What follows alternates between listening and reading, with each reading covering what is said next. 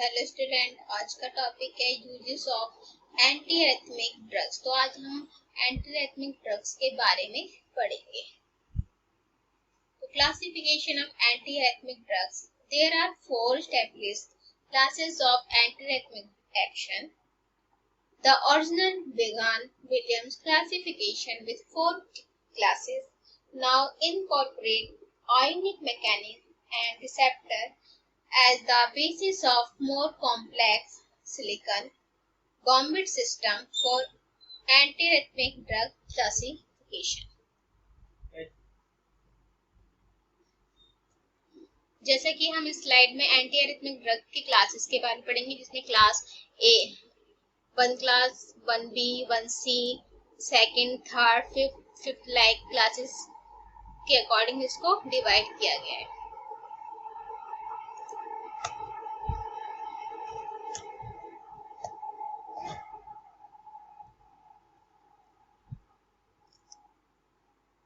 Class 1A quinidine and similar compounds, which are historical. Quinidine was the first antiarrhythmic drug used, can cause paroarrhythmic complication by prolonging the QT interval in certain genetically predisposed individuals or by depressing conduction and promoting re-entry. Class 1B, which in this lidocaine are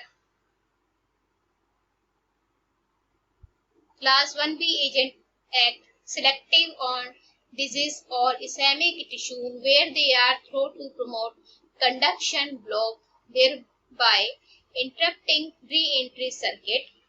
Lidocaine act preferentially on the ischemic myocardium and is more effective in the presence of a high external potassium concentration.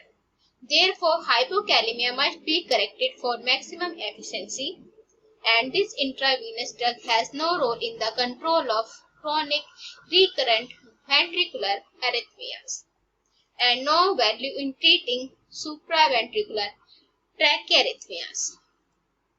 Doses for 75 to 200 mg, then 2 to 4 mg per minute for 24 to 30 hours, no oral use, and reduce dose by half if liver blood flow low. Pharmacokinetic and metabolic in this effect to single bolus last only few minutes. T half approximately 2 hours. Rapid hepatic metabolism and level is 0.4 to 5 mcg per ml. Toxicity greater than 9 mcg per ml. Side effect. Generally free of hemodynamic side effect even in patient with congestive heart failure and is seldom impair nodal function or conduction. High dose CNS effect like dizziness, numbness, speech disturbance, dizziness, especially in the patient older than 60 years of age. Next is drug interaction. In this, B blocker decrease hepatic blood flow and increase blood flow, and cimetidine in this decrease hepatic metabolism of lidocaine. Class 1C. Class 1C agent have acquired a particular bad reputation as a result of paraarrhythmic effect seen in cardiac arrhythmia suppression trial and the cardiac arrest study. These drugs must be avoided in patients with structural heart disease. Number 1 is thalidomide. Dose is oral 100 to 4 mg 2 times daily. Pharmacokinetic and metabolism T half 30 to 19 hour and hepatic is 2 by 3 1 by 3 renal excretion uncharged. Indication of paroxysmal supraventricular tachycardia, life-threatening sustained VT, catechaminergic polymorphic VT, and for maintenance of sinus death after cardioversion of AF. Contraindication are patient with structural heart disease, patient with right bundle branch block and left anterior hemiblock. In the sick sinus syndrome, when the left ventricle is depressed and in the post-infect state, side effects are QRS prolongation and proarrhythmia. Propafenone dose is oral 150 to 300 mg 3 times daily. Pharmacokinetic and metabolism. T-half variable 2 to 10 hour up to 32 hour in non-metabolizer. Level 0.2 to 3 mcg per ml.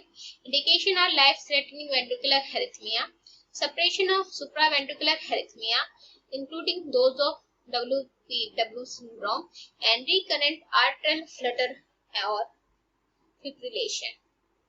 Contraindication are pre-existing sinus, AV or bundle branch abnormalities, depressed left ventricle function, and patient with asthma and bronchospastic disease including chronic bronchitis. Side effects are QRS prolongation, modest negative inotropic effect, GI side effect, and proarrhythmia. Class second agent in this B adrenoreceptor and antagonistic are. At present, B blocker are the closest to the ideal class of antiarrhythmic agent for the general use because of their broad spectrum of activity and established safety record.